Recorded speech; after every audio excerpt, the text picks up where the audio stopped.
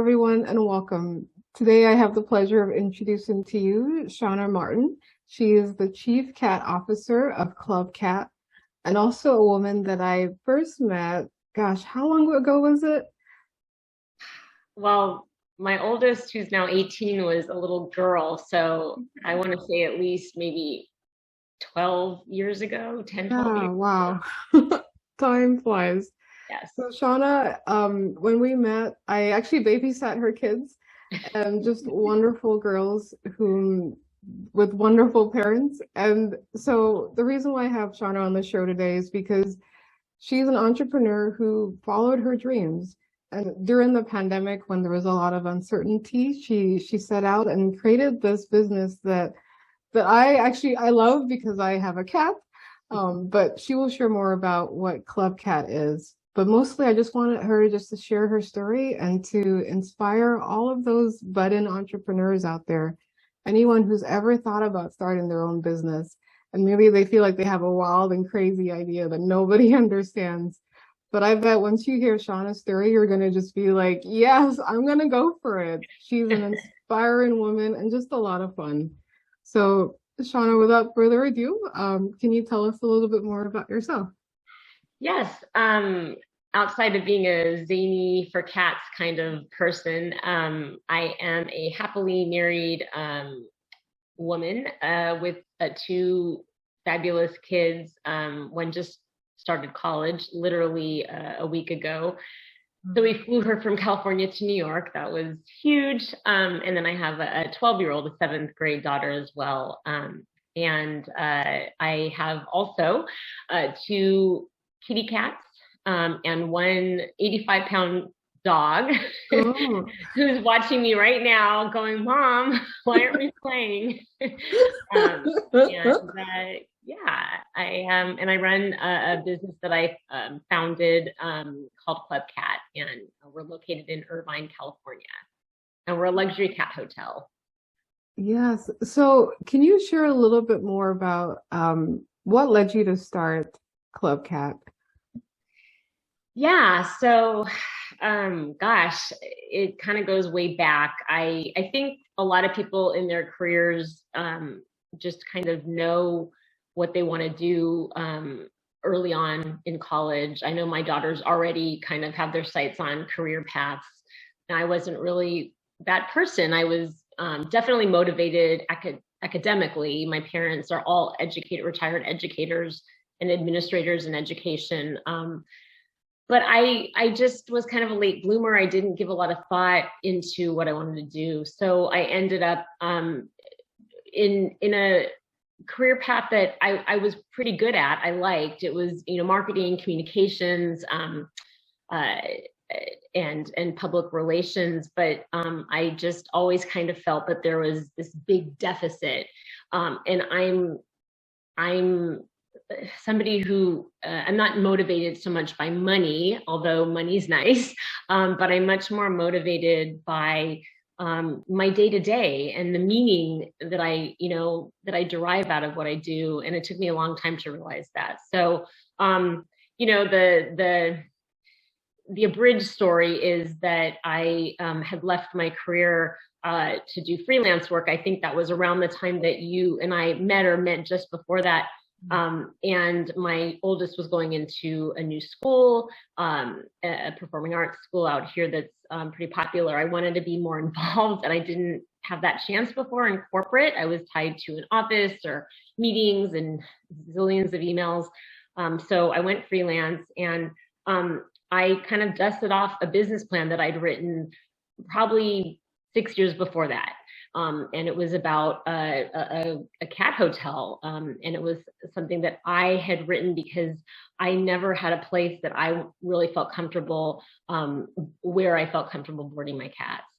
So I dusted that business plan off, and oddly, another friend from Paul Mirage, which at the time was Graduate School of Management at UCI, a really good friend of mine, had left Disney after a really long career there, and we were trying to figure out what we might do as a business. And it was kind of one of those, well, once you find the man of your dreams, or the woman of your dreams, you don't really want to date. You want to just be with that person forever. And it was like that. I'd already had written the business plan for Club Cat. And my friend Debbie and I just, nothing was appealing to me. And it was because my heart really was to do that. So I finally just decided one day I'm going to make this work. And I journaled the whole thing from day one, and it just came to fruition, and after a lot of hard work and dedication.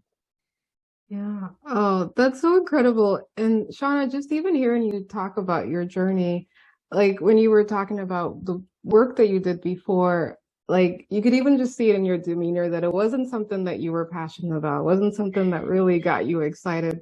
But just when you started to talk more about your business, like you lit up. Like and like that, I think that says something that we as humans, as individuals, should pay attention to what excites us, to pay attention to what is like this thing that sticks with us over years. And you said that you've written the business plan 6 years before. So it just shows that we should pay attention to those key things. Absolutely. I mean, I remember, how it was incepted was interesting. I was working full time, managing a team, and I was working part time as an adjunct instructor of business and management at a local community college here in Southern California, Orange Coast College. And I was showing in this course over the semester, I was showing a series of videos about small businesses, and it was tied to the student learning objectives for that course.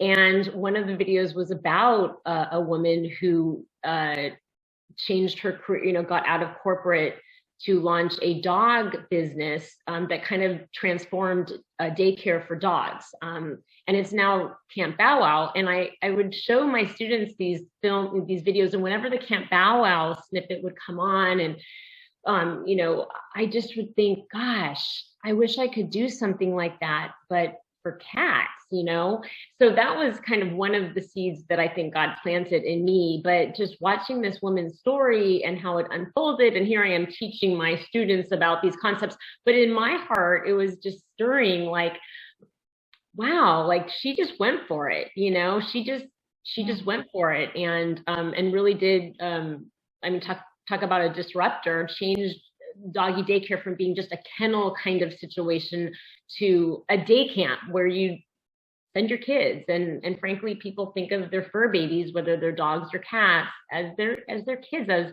family members. So yeah, that was inspiring to me.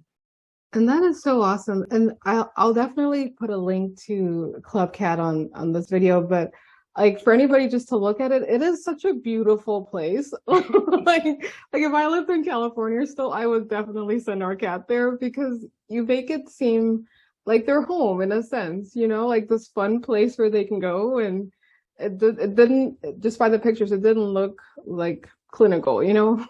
Right. That was by design. And I have to say, I was very fortunate, Valentina, in a lot of ways, in building Club Cat. But my designer, she was a friend of mine who, oddly, I danced with for several years in an amateur dance company out here.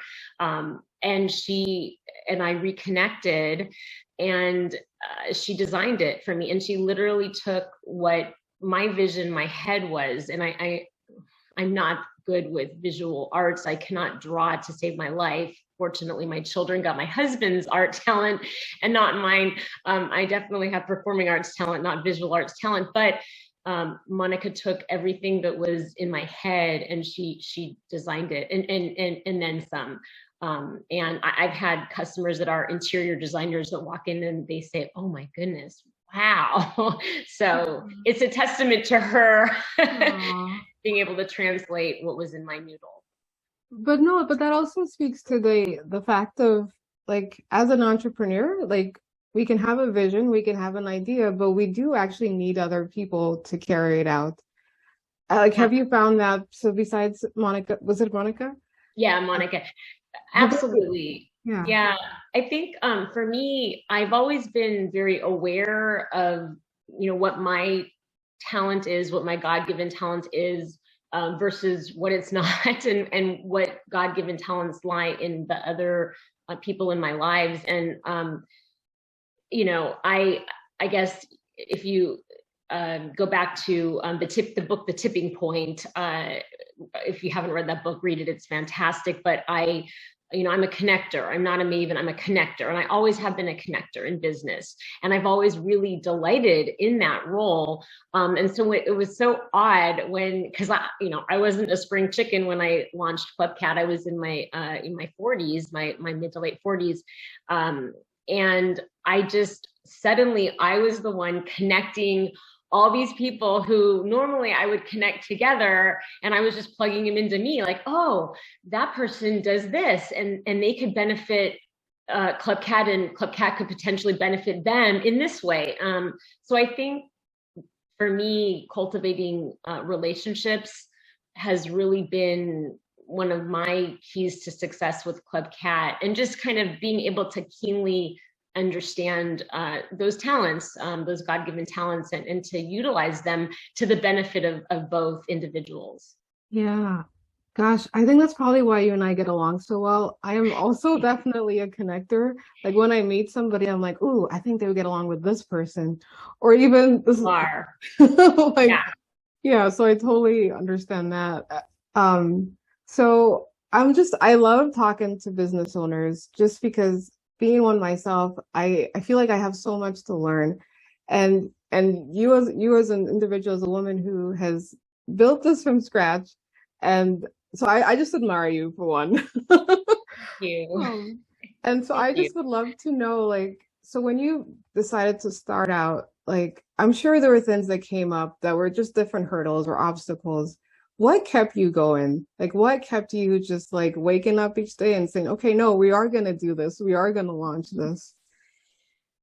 It's funny you asked that because a couple things. First, so to answer your question, I don't remember ever feeling like I had to I had to be motivated. I remember just feeling that motivation. The momentum carried me. So I guess what I'm trying to say is I'm not saying that there weren't obstacles, but so the second part of the answer to this question is I think the reason the momentum carried me, Valentina, through this process, and not to say I wasn't discouraged at times, but I had a very pivotal conversation with a dear friend of mine who I met my second year of college, and she's been one of my closest friends ever since.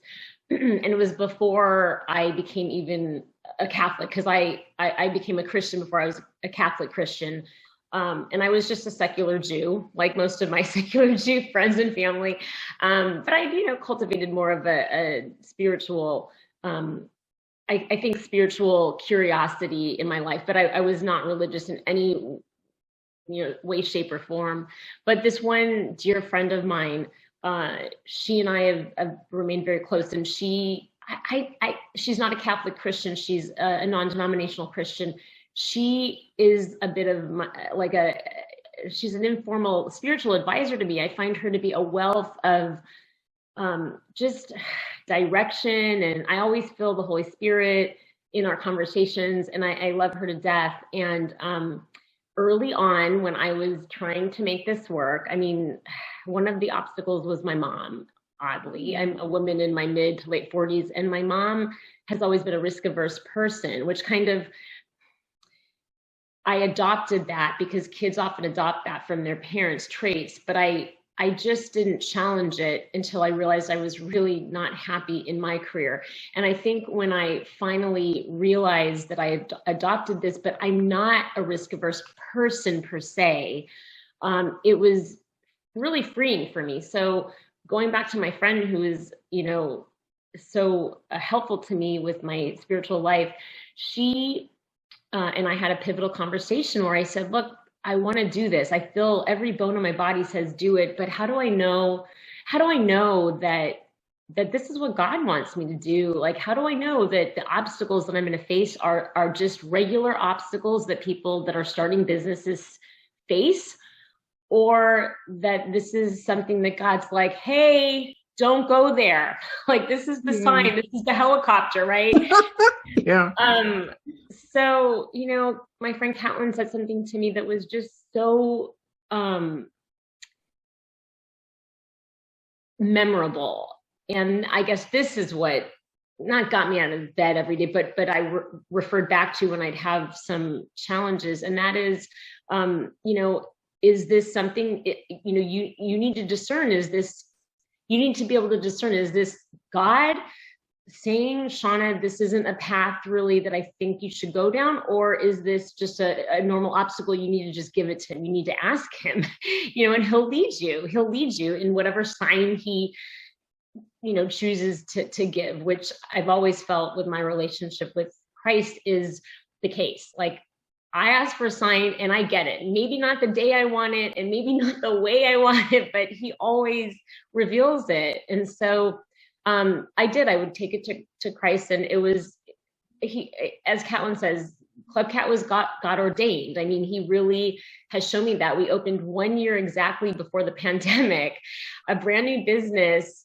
And not that I reinvented the wheel per se, there are other cat places in Southern California, but nothing like us, not even close. And this is not just, you know, something I say, it's something I hear, you know, daily from customers, and even veterinarians who visited Club Cat and so forth. So yeah, I would say that that it was definitely that discernment that got me out of bed when we did have some really crazy stuff happen, and it was like, no, this is gonna work out. Like that, he was my rainbow, you know, he gave me a rainbow. So yeah.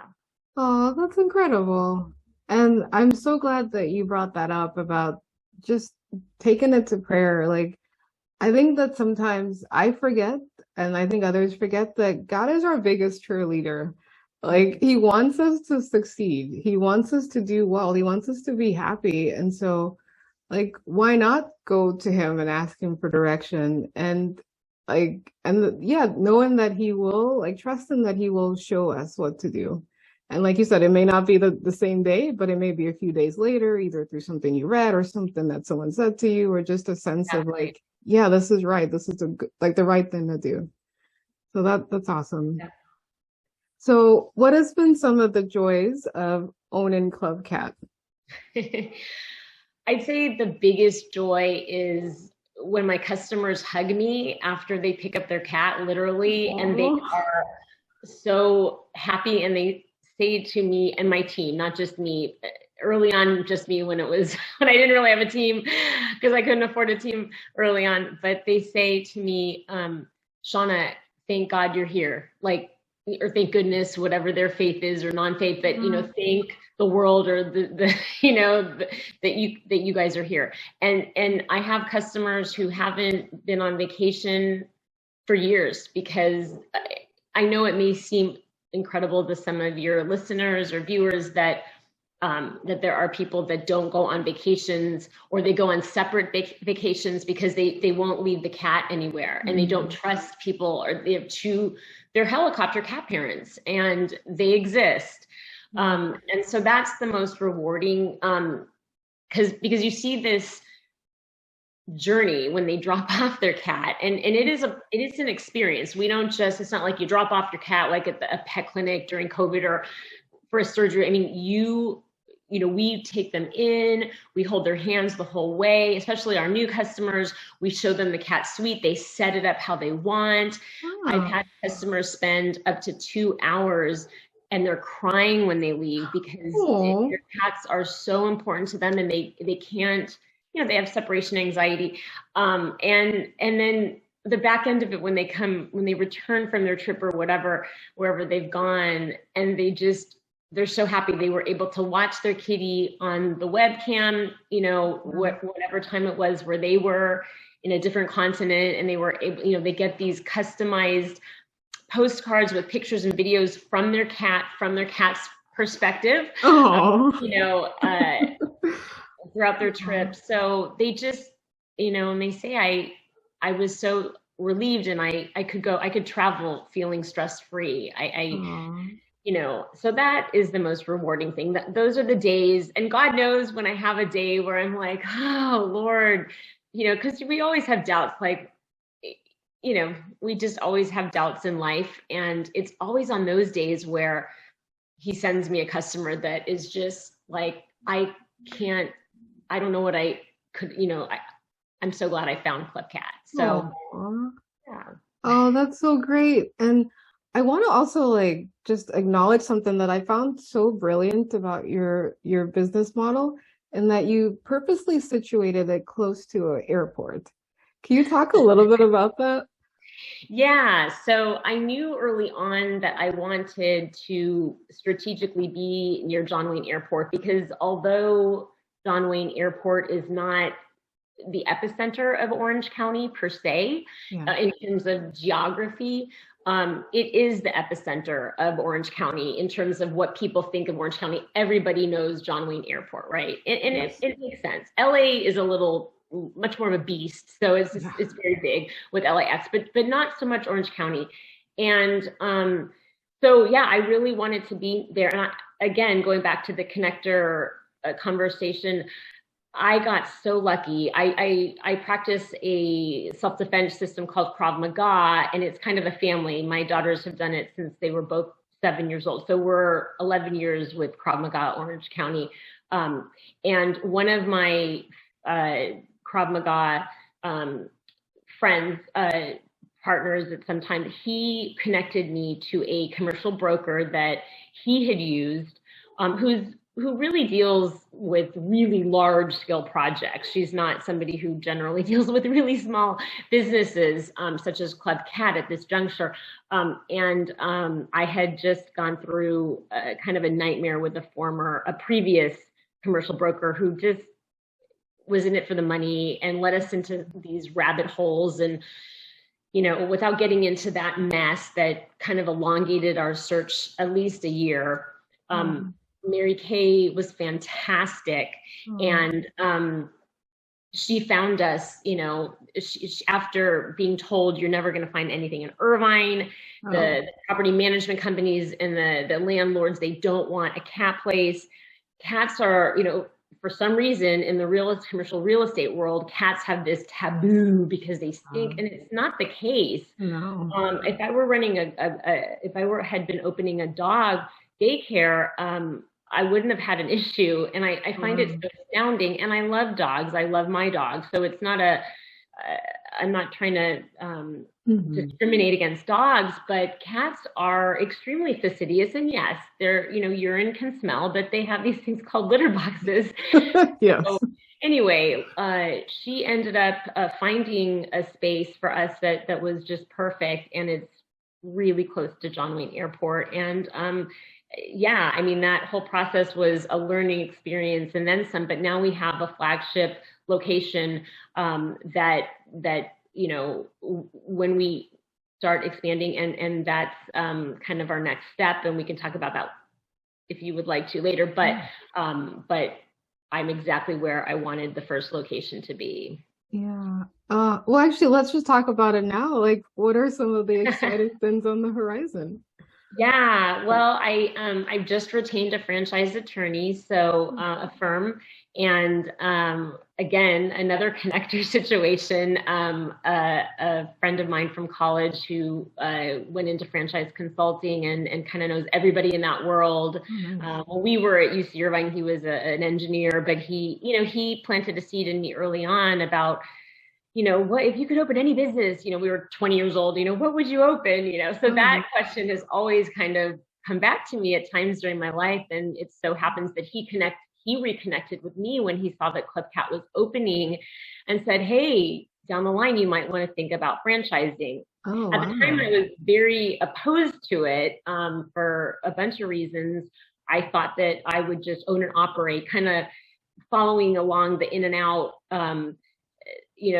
storyline where they don't franchise and they own and operate, the granddaughter owns and operates all of theirs. I thought that that's what I wanted to do as well, because so much of your person goes into Club Cat, and it isn't a business that you want to get in the hands of just investors who want to just churn revenue.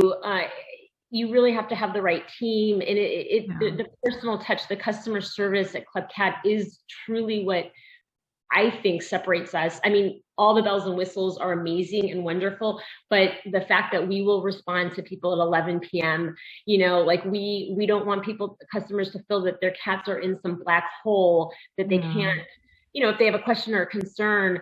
So anyway, I realized in the past 3.5 years since we opened our doors that I don't think that I could own and operate a second one and not be on major anxiety medication because I would be very concerned. There's just so much with one location. So I've decided that franchising and just stipulating, when we do vet potential franchisees that we really have the right person who has the right heart for this franchise.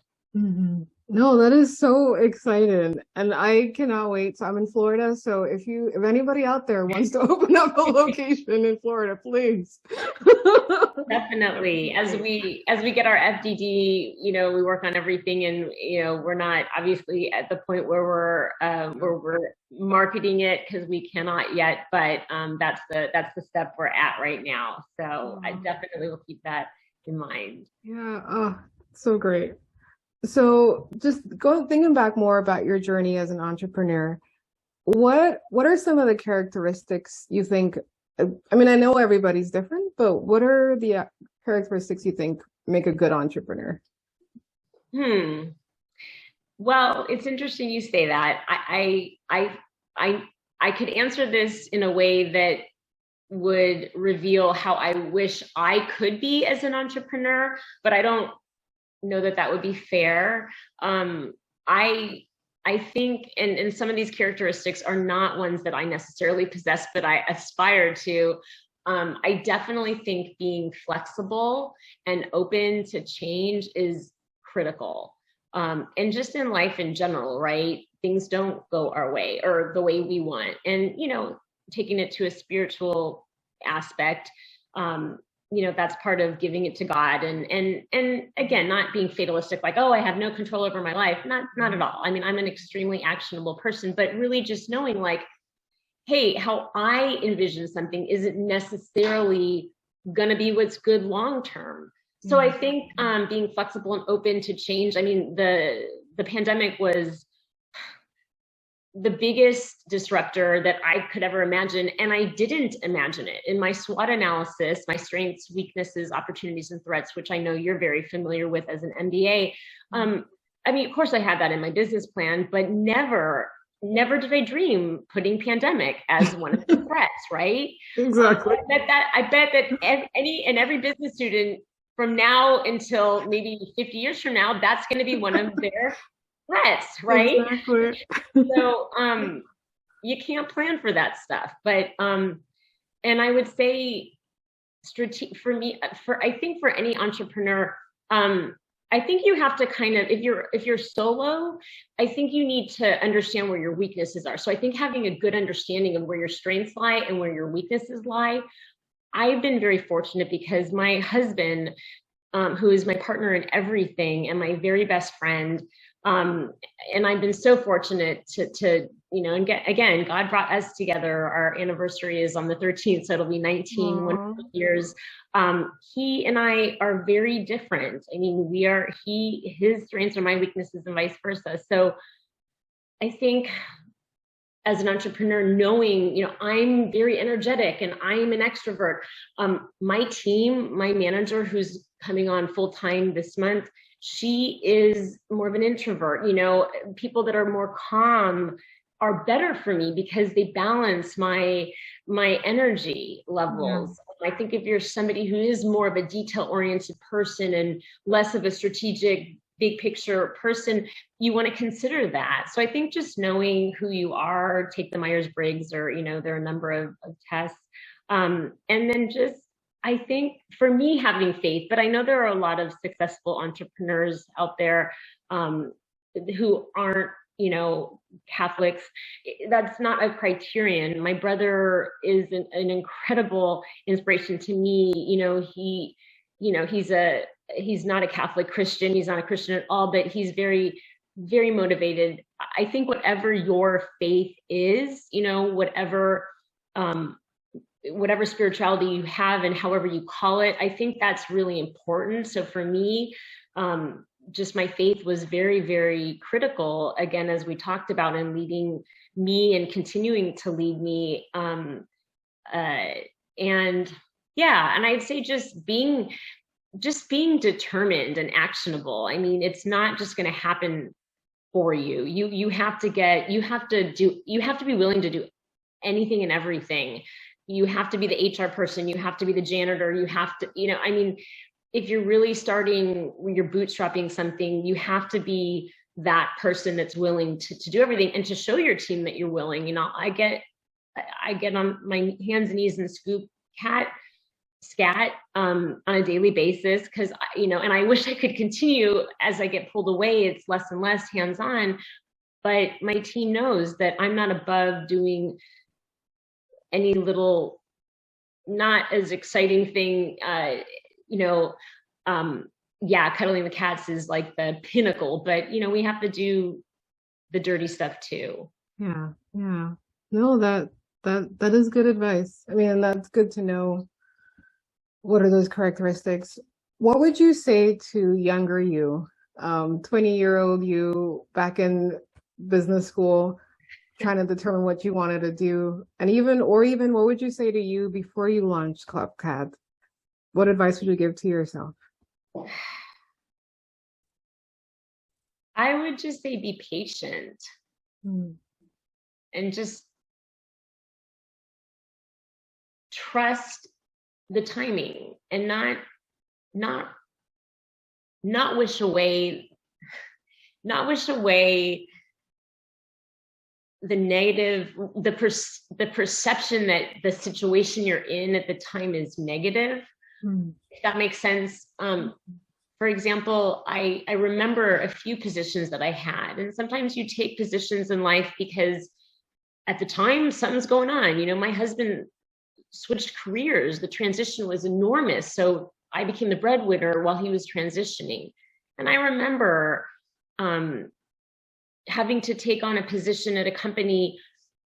It wasn't so much the position, but it was not my number one choice by far. God ended up making lemonade out of that. And I got promoted and onto a new team, and it was so much better. But at the time, that year that I spent, I was doing stuff that I was really feeling upset about and bitter about. And it's so ironic and it's such a God thing. But I look back to that year, Valentina, and the things that I had to do because I didn't have the budget to hire this kind of person or that kind of person. So I had to actually learn it myself. You know, the humanity. I had to actually learn these things that I would just, in my previous roles, would have hired somebody to do and manage their work because they were the subject matter experts. But having those skills as an entrepreneur saved me so much money. So I literally look back at those positions and I think, okay, that's why I was there. That's one of the reasons I was there. It helped me in this way. And I didn't know it. I didn't know it at the time.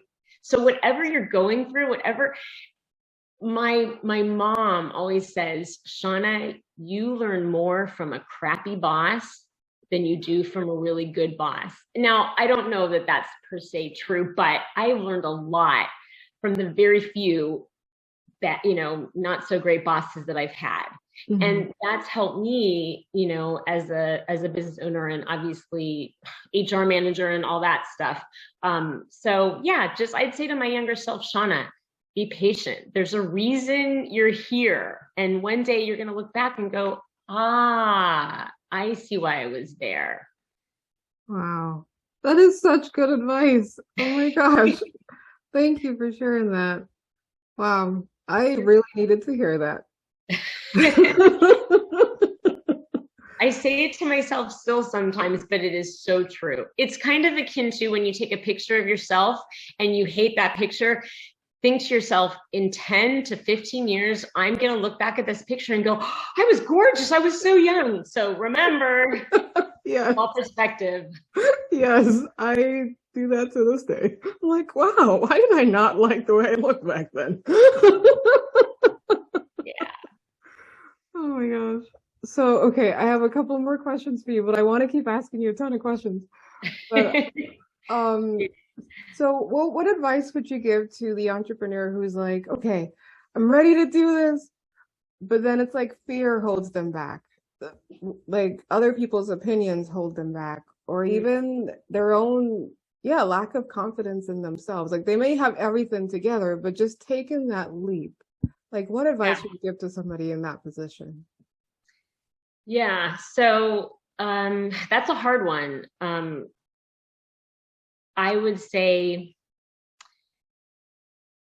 really try to discern if it's fear because of these externalities, or if it's some fear in you that may be attributed to not being ready, or not having researched the area enough, or not even really knowing enough about it to know that you really want to do it, right?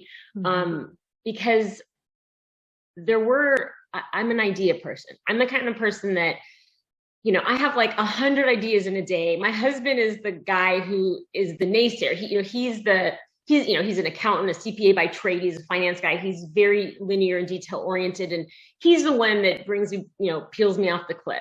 So he bats away all of my, pretty much all my ideas. When I have a few amazing ones, he catches it and he's like, that's a really good idea, Shana. Let's think about this. So I would say to that person, yeah, just really try to figure out where that fear is coming from and if it's worthwhile having. So sometimes fear is good. I mean, really and truly, I mean, fear is a good thing, right? We're fight or flight.